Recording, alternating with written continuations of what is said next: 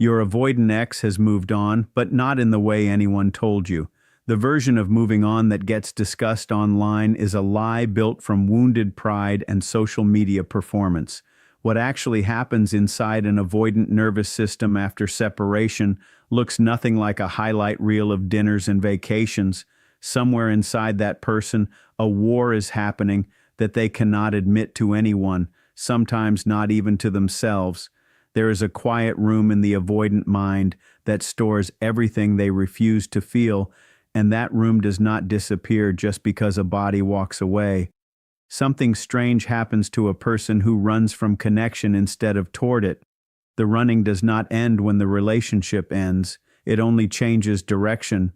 What looks like peace on the outside is often a nervous system working overtime to convince itself that stillness equals freedom. Before this script is finished, a hidden mechanism will be revealed, one that explains why some avoidants appear to move on instantly while others quietly unravel for years. The answer is not comforting, and it is not what most people expect. Human beings do not actually move on from pain. They move around it, building entire identities on top of the parts they refuse to look at directly. This is the first hidden truth that almost no one discusses when they talk about an avoidant partner appearing to have moved on. What looks like closure is often a structure, a scaffolding built quickly and quietly to cover an emotional wound that was never given permission to exist. An avoidant person does not process abandonment the way others do. Instead, they perform a kind of internal amputation, cutting away the feeling before it can be examined and calling the absence of pain a form of strength. This is not strength. It is a psychological anesthesia that numbs the nervous system long enough to function while leaving the deeper wound completely untouched beneath the surface. Consider the difference between healing and disappearing, because this distinction changes everything about how a person should interpret an ex who seems unaffected by the separation. Healing requires contact with pain. Disappearing requires distance from it.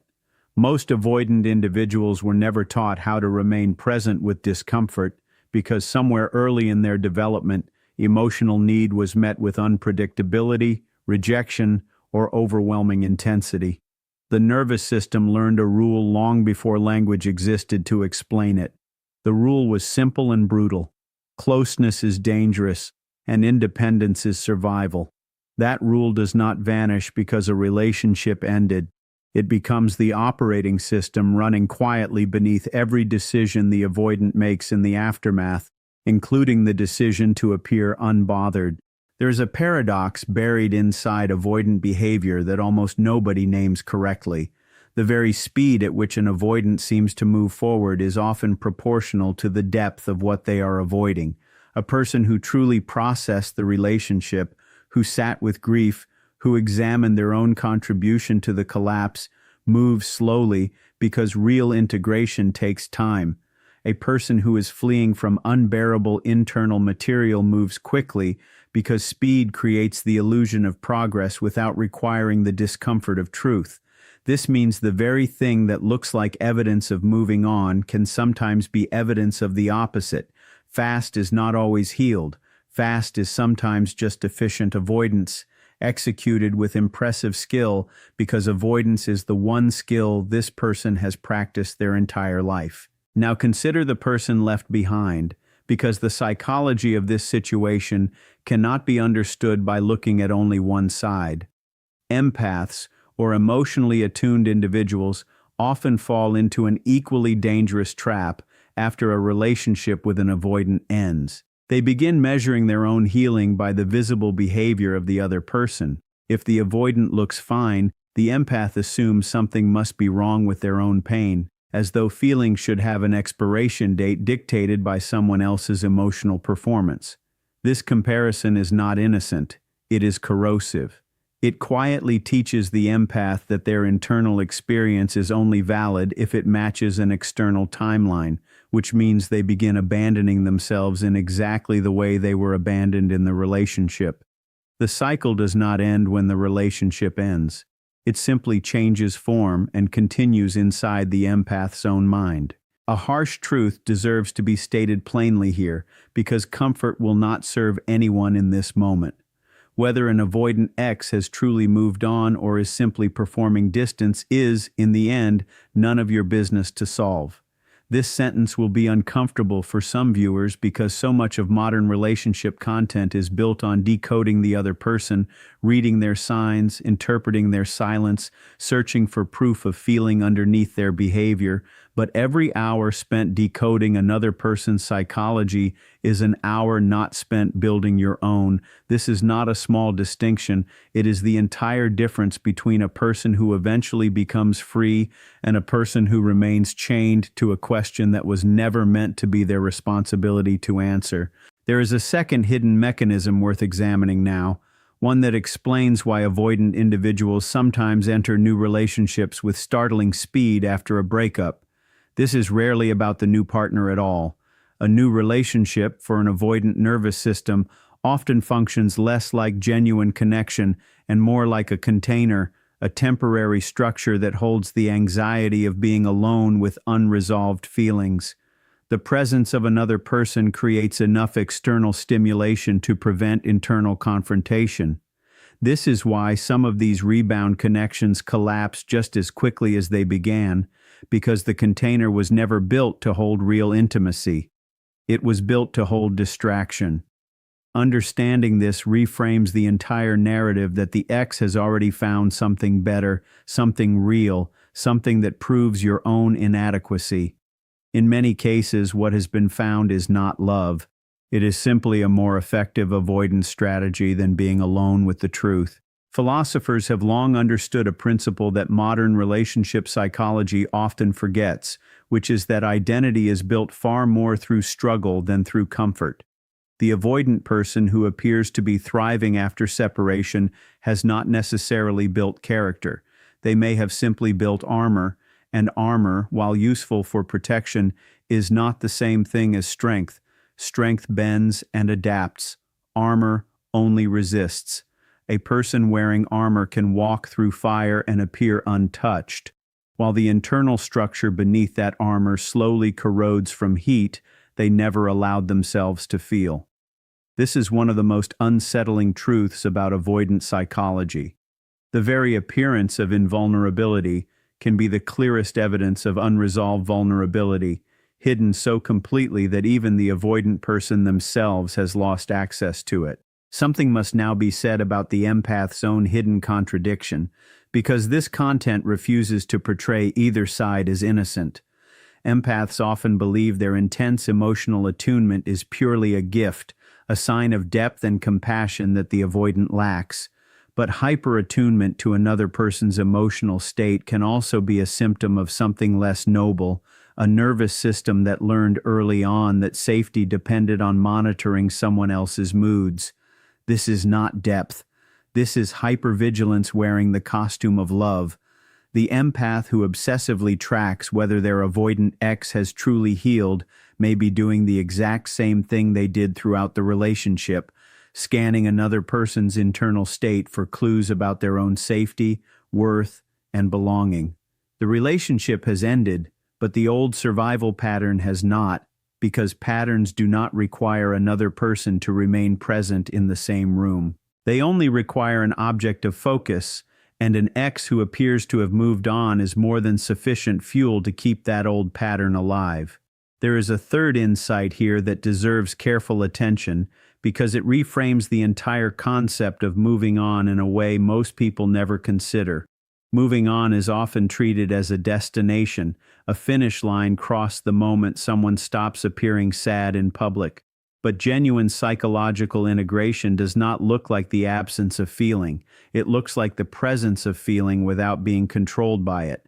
A person who has truly processed a painful ending can speak about it, remember it, even feel a wave of sadness pass through them without collapsing into the identity of a wounded person. This is a completely different achievement than simply refusing to feel anything at all, which means the real question was never whether the avoidant ex has moved on faster.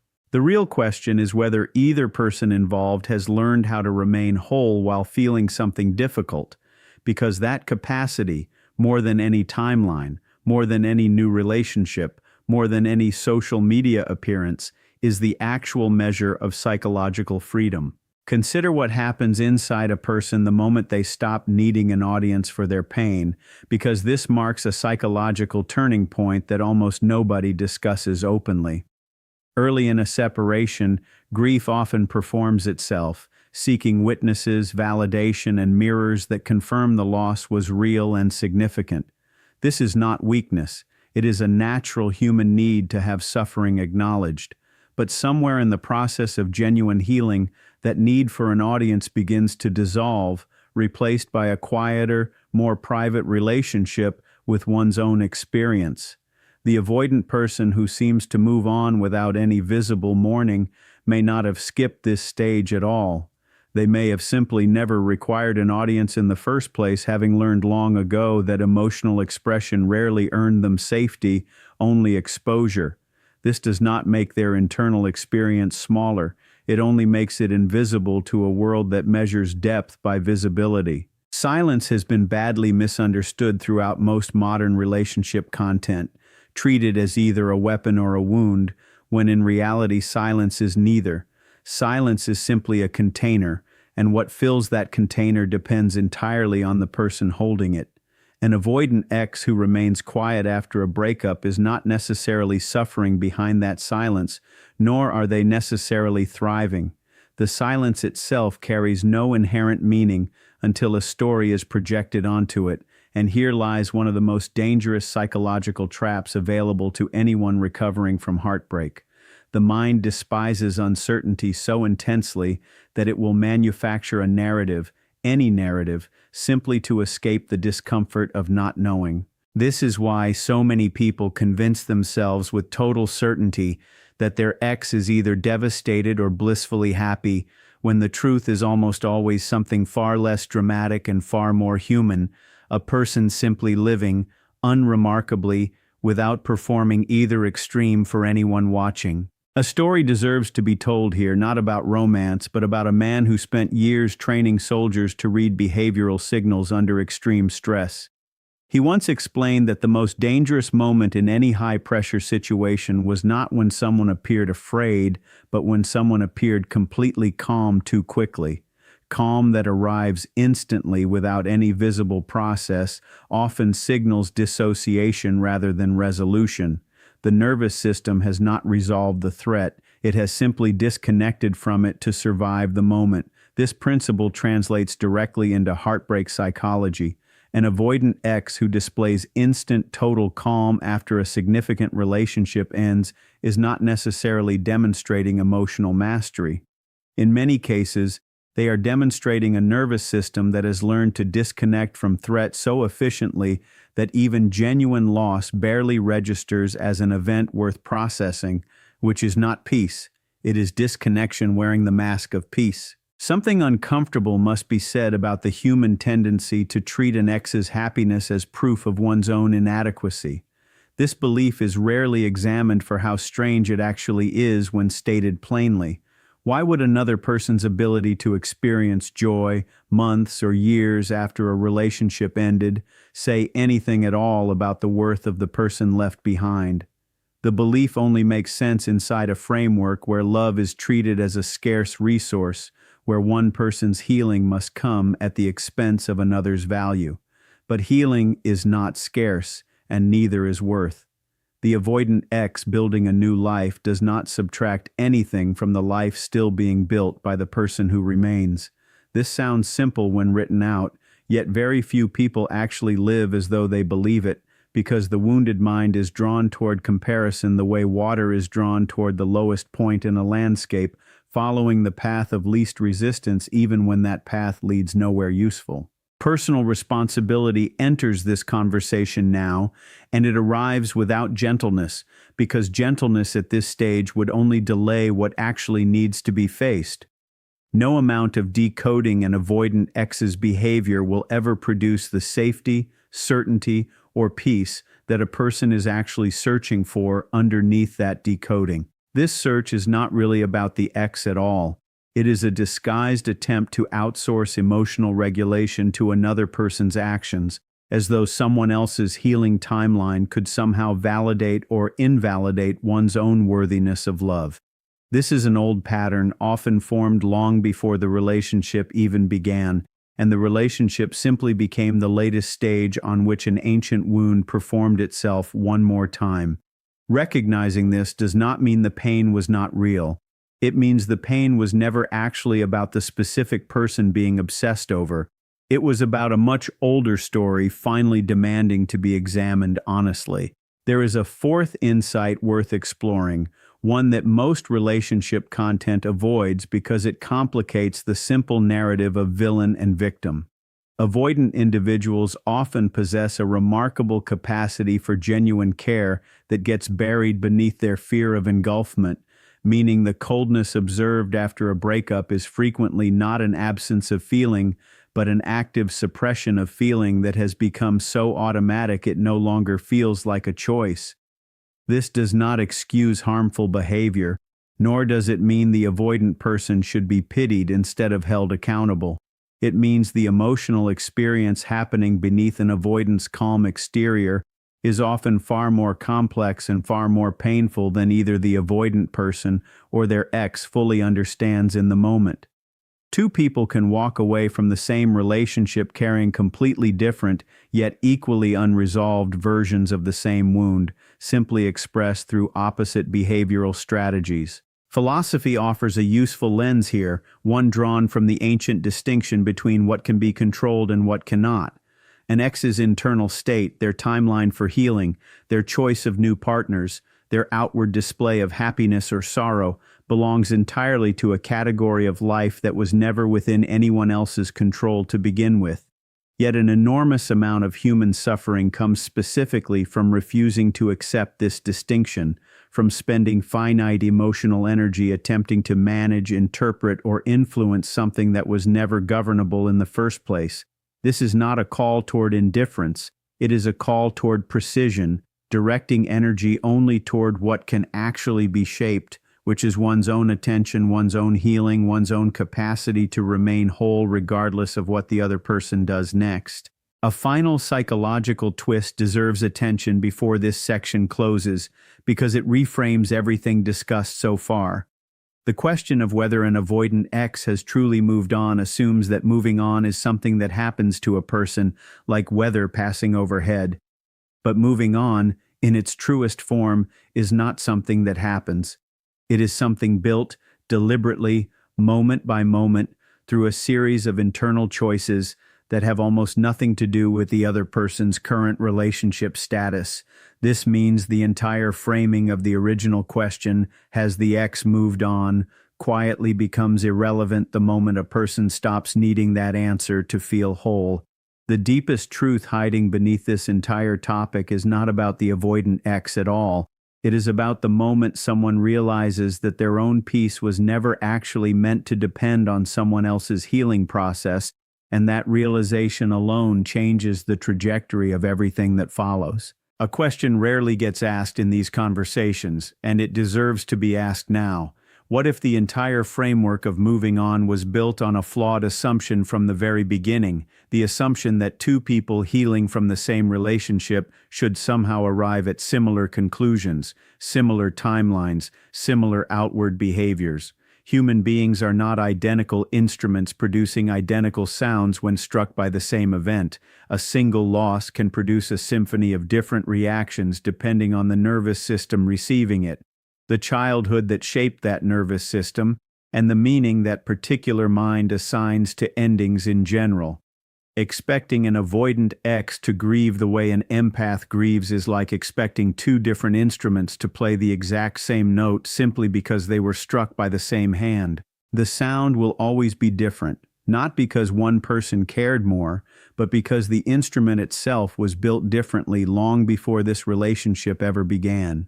Grief has a strange relationship with time that most people misunderstand completely.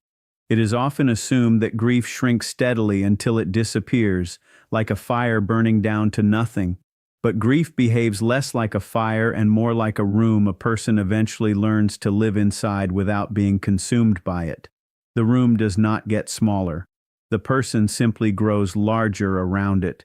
developing the capacity to carry the room without collapsing under its weight. This matters deeply here because it means the avoidant X who appears to have moved on has not necessarily eliminated the room. They may have simply refused to enter it, walking past its door every single day while calling that avoidance freedom. Meanwhile, the person still in visible pain may actually be doing something far braver, sitting inside that room deliberately, allowing themselves to be shaped by it rather than shaped by the fear of it. An uncomfortable pattern deserves naming here, one that rarely gets discussed because it implicates the very audience consuming this content. There is a strange, almost addictive comfort in believing that an X is secretly suffering behind their calm exterior because this belief protects a person from a much harder truth. If the avoidant X truly has moved on, cleanly and without performance, then the relationship's ending must be faced without the comforting fantasy that time will eventually force them to return, apologize, or realize what was lost. This fantasy, the quiet hope that suffering will eventually produce reunion, keeps countless people frozen in a waiting room of their own making, unable to fully invest in their own life because part of them remains on standby for a future that may never arrive. Recognizing this pattern is not an act of despair. It is an act of liberation, because a person cannot build a genuine future while one foot remains planted in a doorway that has already closed. Self-respect enters this discussion now not as a slogan, but as a discipline that must be practiced daily, often without any external reward. Self-respect does not require knowing whether an X has moved on. It does not require certainty about their internal state, their new relationships, or their emotional processing. Self-respect requires only one thing: a refusal to make one's own worth conditional on information that was never available and never owed. This is an extraordinarily difficult discipline because the human mind craves closure the way the body craves water, and denying that craving feels in the moment like deprivation. But closure sought from another person's behavior is not real closure. It is dependency wearing the disguise of resolution, and dependency, no matter how understandable, cannot be the foundation upon which a stable identity is rebuilt. There is a final, deeper layer worth exploring before this journey reaches its conclusion, one connected to the very structure of meaning itself. Human beings do not actually suffer most from loss. They suffer most from the story they construct around the loss, the interpretation layered on top of the raw event. An avoidant X moving forward can be interpreted as abandonment, as proof of unworthiness, as evidence that the relationship never mattered to them at all, or that exact same behavior can be interpreted as simply one person's particular way of processing pain, disconnected entirely from the value of what was shared. The event does not change. Only the story does, and here lies perhaps the most powerful psychological truth available in this entire exploration, that the ability to choose a different story, one rooted in reality rather than fear, is not a small skill. It is the foundation of psychological freedom itself, the difference between a person who remains a character inside someone else's unfinished narrative and a person who becomes the author of their own. The truth cannot be avoided any longer. Whether that avoidant X has genuinely healed or is simply performing distance was never the real question, and chasing that answer will not build the life waiting to be built. Today, choose one thing within actual control, one boundary, one habit, one honest conversation with the self that has been postponed for too long, and act on it before this day ends. Stop auditing someone else's healing and start constructing your own, brick by deliberate brick. A person does not become whole by discovering what their X feels. A person becomes whole by refusing to need that discovery at all. Remember this long after this video ends. Peace that depends on another person's timeline was never peace at all. It was only a longer, quieter kind of waiting.